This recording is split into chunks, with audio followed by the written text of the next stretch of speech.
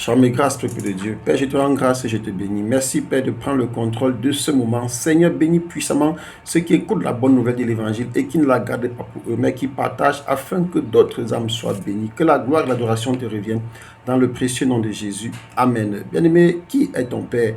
Dis-moi qui est ton Père et je te dirai qui tu es.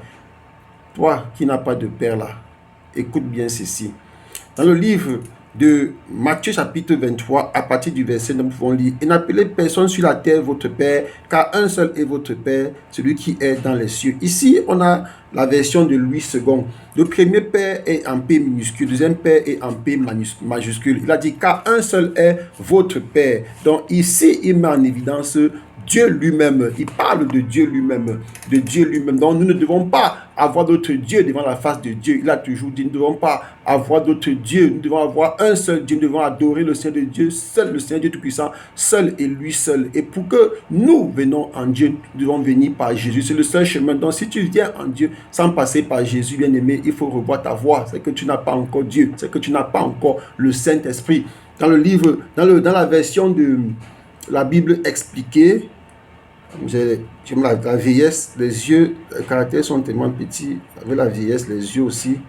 Il n'appelez personne sur la terre votre Père, car vous n'avez qu'un seul Père, celui qui est aux cieux. Ici, même si les deux P sont en majuscule, il reste que ce que nous devons mettre en évidence ici, c'est Dieu le Père. Or, nous savons que nous avons le Père biologique, celui qui nous a engendrés. Bon, est-ce que nous allons simplifier celui-là parce que Dieu a dit: n'appelez personne sur la terre votre Père? Non, ça n'a jamais été dans le plan de Dieu. N'a-t-il pas dit: honore ton père et ta mère? En plus, ça fait partie des commandements de Dieu. Est-ce qu'il s'agit de notre Père qui nous a engendrés dans la foi, le Père spirituel? Je dis aussi non, parce que c'est le même Dieu qui nous a dit que nous devons respecter ce Père-là. Pour commencer, on a le livre de 1 Timothée chapitre 1 verset 2.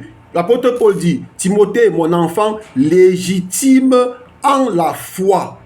En la foi. Donc on comprend alors que le Père dont il s'agit ici, c'est le Père dans la foi. Est-ce que c'est de ce Père que Dieu a parlé dans Matthieu 23 verset 23? Non, ce n'est pas de ce Père que Dieu a parlé. Non, non, non. Il dit: que la grâce, la miséricorde et la paix te soient données de la part de Dieu le Père et de Jésus-Christ notre Seigneur. On voit ici dit de Dieu le Père. Le Père ici est en majuscule. Donc on comprend que c'est le Père, le Dieu qui est là-haut, le créateur de l'univers visible et invisible, le créateur du ciel et de la terre, celui grâce à qui nous avons la vie, celui grâce à qui nous existons, celui grâce à qui nous avons la vie éternelle. C'est de lui qu'il s'agit, bien-aimé. Nous devons le respecter. Nous ne devons pas avoir d'autre Dieu devant sa place. Nous devons prendre le Père biologique pour faire de lui notre Père qui est là-haut. Nous devons prendre le Père dans la foi, le Père spirituel, pour faire de lui le Père qui est là-haut. Cependant, nous avons le devoir de respecter, d'honorer, que ce soit notre Père biologique, que ce soit notre Père spirituel, parce que le Seigneur nous l'a recommandé. Il a dit: honore ton Père et ta mère. Et dans le livre de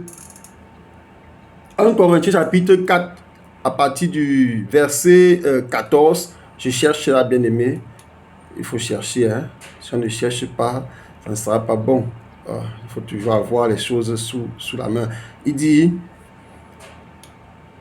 car quand vous auriez 10 000 maîtres en Christ, vous n'avez cependant pas plusieurs pères, puisque c'est moi qui vous ai engendré en Jésus-Christ. C'est moi qui vous ai engendré en Jésus-Christ. Donc l'apôtre Paul s'adressait ainsi aux Corinthiens. Et quand vous aurez 10 000 maîtres en Christ, cependant, vous n'avez pas plusieurs pères. C'est lui qui est notre Père, comme mon Père spirituel. Quand Dieu m'a appelé, il m'a orienté, il m'a confié, il m'a attribué un Père. Un Père qui est mon Père spirituel. Un Père qui me dirige dans la foi. Je bénis puissamment sa vie aujourd'hui au nom de Jésus. J'ai béni également ma mère au nom de Jésus. J'ai béni également mes parents biologiques au nom de Jésus. Oui, bien-aimé, Dieu dit: n'appelez personne sur la terre père. Il ne s'agit pas ici de négliger notre père biologique, ni notre père spirituel, notre père dans la foi, mais il s'agit ici de ne pas faire de nos dieux, de ne pas leur donner la place de Dieu. C'est de ça qu'il s'agit. Mais aujourd'hui, on voit beaucoup d'hommes de Dieu qui refusent d'avoir un père, beaucoup d'hommes de Dieu à qui Dieu a attribué des pères spirituels, mais ils refusent. Ils se retrouvent eux-mêmes isolés comme ça, et ils sont contents. Bien aimé, même si tu sais parler, même si tu sais prêcher comme Apollos, même si tu sais annoncer la bonne nouvelle, tant que tu n'as pas un père, tu es une brebis égarée, tu es un rebelle aux yeux de Dieu. Or, nous savons que Dieu n'aime pas les rebelles. Donc, bien aimé, toi qui es un rebelle, aujourd'hui, retourne à ton père que Dieu a attribué au départ, ou d'un demande qui t'attribue un autre père, pour que tu ne sois pas un rebelle, pour que tu ne sois pas un égaré. C'est quand tu auras un père que tu seras capable d'engendrer aussi des fils dans la foi.